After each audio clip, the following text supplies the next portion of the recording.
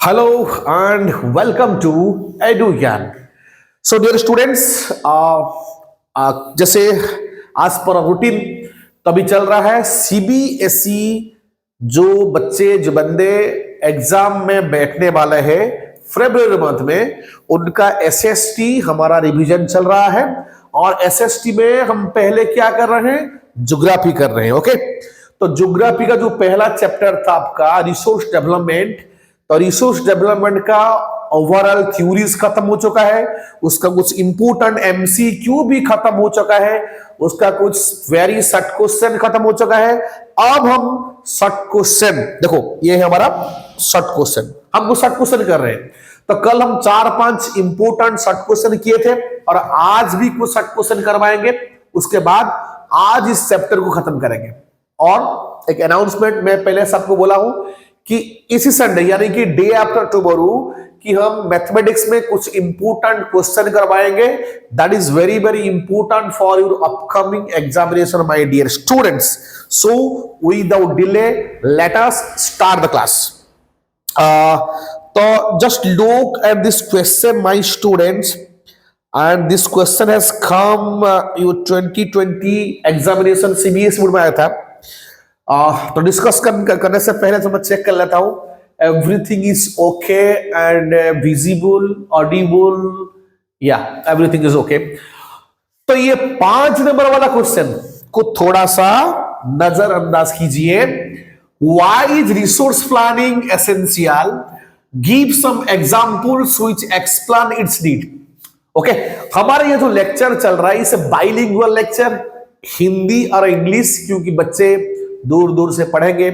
Okay, जो state का बाहर होंगे या किसी को इंग्लिश फ्लेक्सिबल होगा, किसी को हिंदी फ्लेक्सिबल होगा, तो यानी कि बाइलिंगुअल करना पड़ता है। ओके, तो ये क्वेश्चन है why resource planning is essential, give some example which explain its need. यानी कि रिसोर्स प्लानिंग क्यों जरूरी है, एक एग्जांपल के साथ आप इसको एक्सप्लेन कीजिए क्यों चाहिए हमें रिसोर्स प्लानिंग। और इसका ये अल्टरनेट क्वेश्चन आ सकता है इस तरह, describe the importance of judicious use of resources. Okay, तो हमारे पास जो रिसोर्सेस है उसको हम कैसे जुडिशियसली यूज करेंगे उसके बारे में आप लिखिए। तो ये आपका सीबीएसई 2020 बोर्ड एग्जाम में आया था क्वेश्चन। देखो, तो ये रिसोर्स प्लानिंग एसेंशियल है क्यों, आपको पता है हमारे पास जो रिसोर्सेस है दैट रिसोर्सेस इज लिमिटेड। जो लिमिटेड रिसोर्सेस है तो उसे जुडिशियस वे में प्लानिंग करके तो खर्चा करना पड़ेगा। Okay, so planning will help in reducing wastage, क्योंकि वेस्टेज नहीं होना चाहिए। इस वेस्टेज को रोकने के लिए हमें प्लानिंग करना पड़ेगा। यस, वेस्टेज को रोकने के लिए। Okay, and we have to think, we have to take care about the requirement of the future generation. हमारा जो फ्यूचर जनरेशन आ रहे हैं तो उनका बारे में थोड़ा सोचना चाहिए। ओके, तो इसलिए हम क्या कर सकते हैं, 2 एग्जाम्पल के साथ इधर आपको रिप्रेजेंट किया है। देखो, आपको पता होगा अरुणाचल प्रदेश कि हमारे पास जो रिसोर्सेस है ये अनइवनली डिस्ट्रीब्यूटेड है। ये आप मानते हैं क्या नहीं मानते? मैं मानता हूं और आपको मानना पड़ेगा, अब चाहे माने हो ना माने, क्योंकि हर स्टेट में हर रिसोर्स नहीं है। झारखंड में मिनरल्स है, जैसे अरुणाचल प्रदेश में मिनरल्स नहीं है। उसमें क्या है आपका, उसमें आपका वाटर रिसोर्सेस ज्यादा है। ओके, वाटर रिसोर्स ज्यादा है पर इंफ्रास्ट्रक्चरल डेवलपमेंट नहीं है। इंफ्रास्ट्रक्चरल डेवलपमेंट आपका ये नहीं है, lack of infrastructural development. Clear हो गया? Next, irrational consumption and overutilization of resources leads to socio-economic and environmental problems. ये प्रॉब्लम है आपका irrational consumption and overutilization of resources, ये आपका क्या हो सकता है, इकोनॉमिक प्रॉब्लम और एनवायरमेंटल प्रॉब्लम क्रिएट कर सकता है। Like the state in Punjab, पता है ना, पंजाब में ग्राउंड वाटर को ओवर यूटिलाइजेशन कर रहे हैं, इसलिए वाटर लॉगिंग उधर का प्रॉब्लम है और उनका land day by day salinity और अल्कलिनिटी कन्वर्ट हो जाता है, हो रहा है। यह है आपका प्रॉब्लम। इस प्रॉब्लम को रोकने के लिए रिसोर्स प्लानिंग तो जरूरी है। क्लियर है बच्चे? कुछ प्रॉब्लम? रिसोर्स प्लानिंग क्यों चाहिए? ओके, देन चलिए अगले क्वेश्चन तक। Process planning complex process. Next question देखते हैं। यस ये वाला, यस ये वाला क्वेश्चन देखो। ये क्वेश्चन नंबर 7 जो इम्पोर्टेंट है, क्या है? What problem have been caused by human beings using resource indiscriminately. कि हम जो रिसोर्स को इंडिस्क्रिमिनेटली हमें मिलता है, इसका क्या प्रॉब्लम है? और what are the negative effect of human activities on resources. तो रिसोर्सेस का आप नेगेटिव एक्टिविटी क्या है उसको लिखिए। What are the negative effect of human activities on resources. और ये भी क्वेश्चन हो सकता है, examine major problems caused by indiscriminate use of resources. Okay, तो हम जो इंडिस्क्रिमिनेट वे में रिसोर्स को यूज कर रहे हैं, तो उसका मेजर प्रॉब्लम्स क्या है उसे लिखिए। Okay, so these are the potential questions. ये आपका क्वेश्चन है, इस तरह क्वेश्चन आ सकता है। तो क्या आंसर है कि ह्यूमन बीइंग रिसोर्स जो यूज कर रहा है वो इंडिस्क्रिमिनेटली यूज कर रहा है, तो इसलिए these are the following problems we are facing, कि हम लोग ये प्रॉब्लम फेस कर रहे हैं। क्या है? Excessive use of resource have depleted their stock throughout the world. Yes, definitely. हमारे पास जो रिसोर्सेस है वो अपने जगह में स्टॉक की तरह है। अगर हम उसको एक्सेसिवली यूज कर रहे हैं तो थ्रू आउट वर्ल्ड उसका स्टॉक थोड़ा थोड़ा यानी कि खत्म होने की तरह जा रहा है।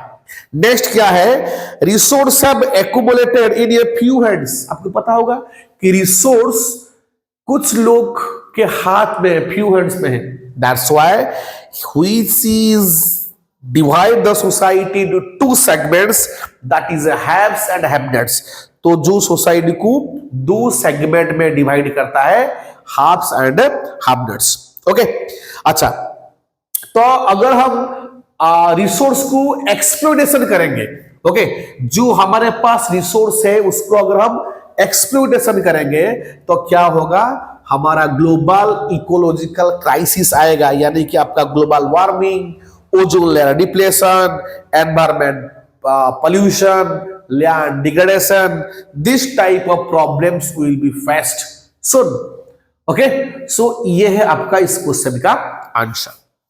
तो ये क्वेश्चन नंबर 8 भी थोड़ा सा इंपोर्टेंट है। देखो, discuss the purpose of Rio de Janeiro art summit and agenda 2020, sorry agenda 21।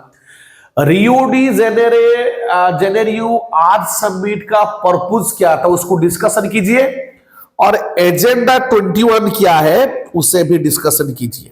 देखो, तो पहले क्या डिस्कशन करेंगे?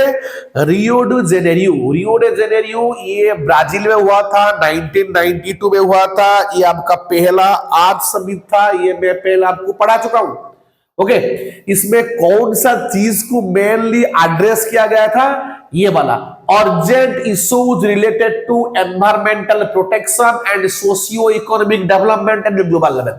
ये आपका पहला इशू तो क्या था कि एनवायरमेंट का प्रोटेक्शन और जो socio economic development through out the world होना चाहिए, ये वाला पहला इशू था। तो इसमें आपको पता होगा, ओ माय गॉड थोड़ा सा प्रॉब्लम है, एक मिनट रुको बच्चों, एक मिनट रुको। कभी कभी ना ये भी दिमाग खराब कर देता यार। यस, नेटवर्क इशू होता है यार, नेटवर्क इशू इसलिए होता है। अच्छा, हो गया। तो दो चीज है, क्या है? पहला आपका एनवायरमेंटल प्रोटेक्शन एक इशू था, और socio economic development through out the globe, ये भी आपका सेकंड इशू था। और इसी समिट में मोर देन 100 कंट्रीज का जो हेड है तो इसमें पार्टिसिपेंट किए थे। जो प्रेजेंट प्रॉब्लम है वर्ल्ड का, इसे हम डिस्कशन किए थे। ओके, उसके बाद क्या हुआ ना, ये जो ग्लोबल क्लाइमेट चेंज और बायोलॉजिकल डाइवर्सिटी, उसको डिक्लेरेशन हुआ था। Okay, declaration on global climate change और बायोलॉजिकल डाइवर्सिटी, उस पर उसने साइन किए थे। ओके, एंड एडिशनल और क्या हुआ था कि जो एजेंडा 21, उसके बारे में भी डिस्कशन हुआ था। ये भी खत्म हो गया। ओके, एजेंडा 21 के बारे में डिस्कशन हुआ था। तो क्या है वो एजेंडा 21? देखो एजेंडा 21 क्या है।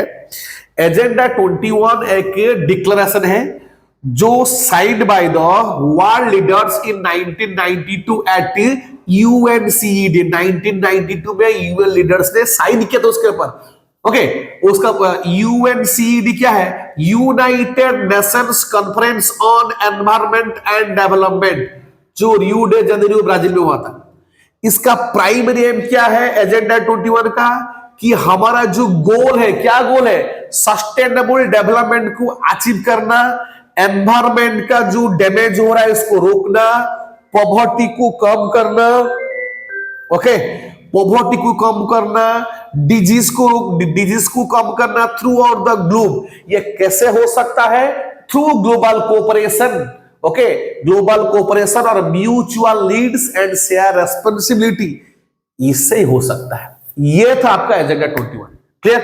Agenda 21 that was signed by the top 100 world leaders in 1992 at UNCED, United Nations Conference on Environment and Development।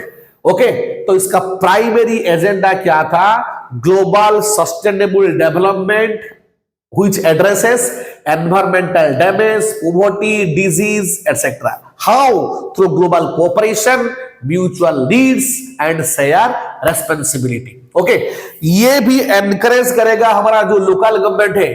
तो जो हर स्टेट का जो लोकल गवर्नमेंट है उस लोकल गवर्नमेंट को एनकरेज करता है कि भाई आप अपना लोकल एजेंडा 21 आप जारी रखो, आप भी इसके ऊपर थोड़ा सा एम्फासाइज करो, क्योंकि सबको सस्टेनेबल डेवलपमेंट की जरूरत है। तो आप भी लोकल गवर्नमेंट की तरफ से ये कार्यक्रम शुरू कर देना चाहिए। ओके, ये आपका सजेशन था। क्लियर है? ये आपका इंपॉर्टेंट क्वेश्चन हो सकता है, एग्जाम में आ सकता है। देन नेक्स्ट क्वेश्चन क्या हो सकता है आपके लिए इंपॉर्टेंट?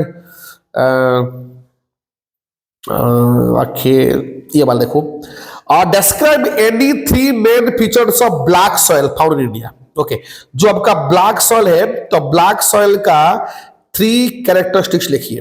देखो, right any 3 characteristics of black soil. CBSE 2015 में क्वेश्चन आपका आया था। ओके, आपका ये 2015 में ये क्वेश्चन आपका आया था, इसको थोड़ा सा ध्यान दीजिएगा। तो ब्लैक सॉइल का क्या है कैरेक्टरिस्टिक्स? आपको पहले पता होगा, ये ज्यादा मॉइस्चर कंटेंट करता है। That soil is very very important for the production of the cotton. Okay, cotton production के लिए ये बहुत फायदेमंद है।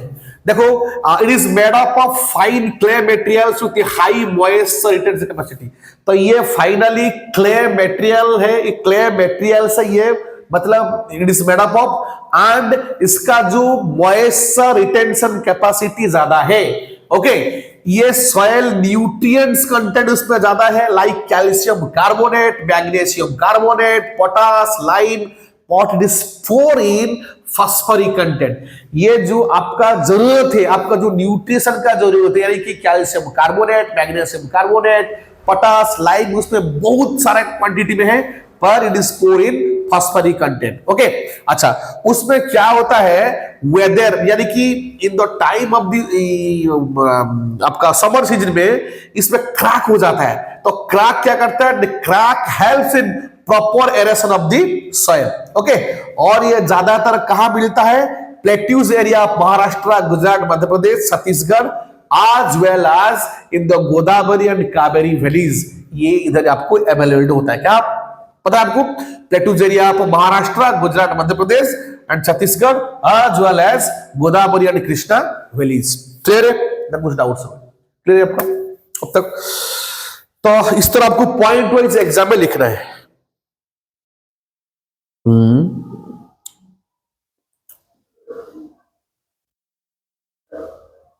यस, ये जो 13 वाला क्वेश्चन है, मुझे लगता है ये भी थोड़ा सा इंपोर्टेंट लग रहा है। Mention any 2 human activities which are responsible for the process of soil erosion. Okay, तो ह्यूमन एक्टिविटी 2 मेंशन कीजिए जो सॉइल एरोजन के लिए रेस्पॉन्सिबल है। ओके और एक्सप्लेन कीजिए two types of soil halogen mostly observe in India. Bharat में दो टाइप का सॉइल एरोजन के बारे में डिस्क्राइब कीजिए कि जो आप देखते हैं। ओके ये सीबीएसई 2012 का इंपोर्टेंट क्वेश्चन है माय स्टूडेंट्स। इसका आंसर क्या है देखो कि human activities generally responsible for this soil erosion. Okay हम क्या करते हैं, डिफॉरेस्टेशन करते हैं, माइनिंग एक्टिविटीज करते हैं और एक्सेसिव फर्टिलाइजर्स का यूज करते हैं। So that is the main reason for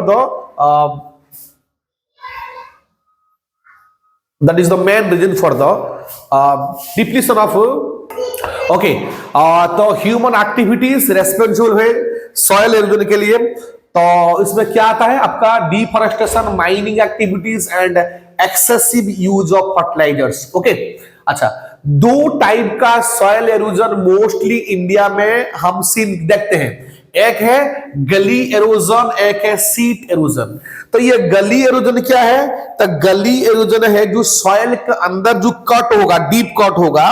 okay और सॉइल धीरे धीरे आपका क्या अनफिट बन जाएगा फॉर दी कल्टीवेशन के लिए। ओके इसको हम पॉपुलरली क्या कहते हैं, बैड लैंड कहते हैं। सेकंड क्या आपका सीट एरोजन। सीट एरोजन यानी कि आपका जो टॉप सॉइल, आपको पता है टॉप सॉइल मोर फर्टाइल होता है, तो टॉप सॉइल जो होता है the top soil was vases away. Okay that's why तो उसका जो प्रोडक्टिविटी कम हो जाता है। ये दो टाइप का है, सीट एरोजन और आपका गली एरोजन। क्लियर है, क्लियर है।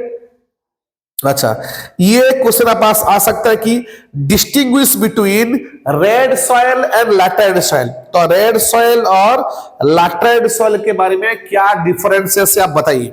अच्छा रेड सॉइल आपको पता होगा ये कैसा होता है, आपका जो इग्नियस रॉक है। ओके इग्नियस रॉक में आपका जो आयरन पार्टिकल्स जब डिफ्यूज होता है तो आपका रेड सॉइल बनता है। लैटराइट सॉइल क्या है, लैटराइट सॉइल आपका जहां पर हाई टेम्परेचर होगा, हाई रेनफॉल होगा, तो उधर जो सॉइल बनता है उसे हम लैटराइट सॉइल कहते हैं। और red soil is form due to weathering and laterite soil is form due to leaching. ये दो पॉइंट याद रखना, it is form due to weathering and it is form due to leaching. और ये आपका जो रेड सॉइल आपको कहां मिलता है, found some part of Orissa, Chhattisgarh and southern part and middle of Ganga plain. Okay और ये जो आपका लैटराइट सॉइल कहां मिलता है, आपका mainly Karnataka, Kerala, hilly area of Orissa and Assam में मिलता है आपका ये लैटराइट सॉइल। क्लियर है, ये जो डिफरेंस वो क्लियर हो गया कि रेड सॉइल डेवलप हुआ कैसा कि क्रिस्टलाइन इग्नियस रॉक। ओके अगर उसमें और जहां पर लो रेनफॉल होगा उधर होता है, और लैटराइट सॉइल मेनली जहां पर हाई टेम्परेचर हैवी रेनफॉल होता है उधर ये फॉर्मेशन होता है। रेड सॉइल ये फॉर्म होता है ड्यू टू वेदरिंग और लैटराइट सॉइल फॉर्म होता है ड्यू टू लीचिंग। तो रेड सॉइल आपका generally in some part of Orissa, Chhattisgarh, southern part of India and middle of Ganga plain इधर आपको मिलता है। और ये लैटराइट सॉइल आपको कहां मिलता है, mainly Karnataka, Kerala and hilly area जो आपको उड़ीसा एंड आसाम में आपको प्राप्त होता है, मिलता है। क्लियर है। नेक्स्ट आपका क्वेश्चन क्या होगा, थोड़ा सा इंपोर्टेंट क्वेश्चन बोल देते हैं।